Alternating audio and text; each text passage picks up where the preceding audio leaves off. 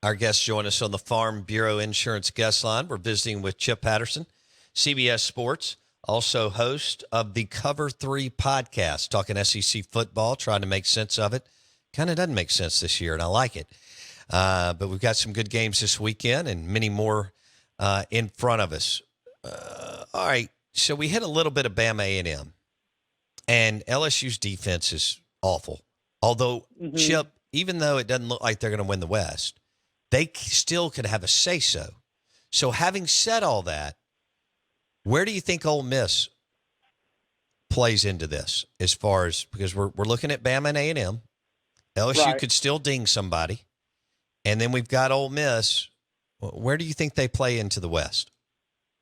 I'm first just like a thought coming out of the game. You know, this is where I think despite the frustrations of how last year ended, despite the fact that you had to deal with the, you know, flirtations or the reporting or whatever it was going on with Auburn, when I see Ole Miss be able to play with confidence in one of those haywire kind of games like we had against LSU, I think that's where you actually are really thankful that you've got a coach like Lane Kiffin who, you know, carries himself with that kind of confidence and demeanor that I think he can translate.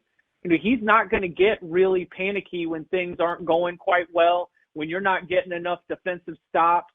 You know, he might have an offhanded joke or remark to the sideline reporter headed into halftime or after the game, but you just get the sense that he is able to really empower this roster with the confidence that they are still in this thing, not to panic. We're just going to get back at it, and we're going to go try to make the most of this possession.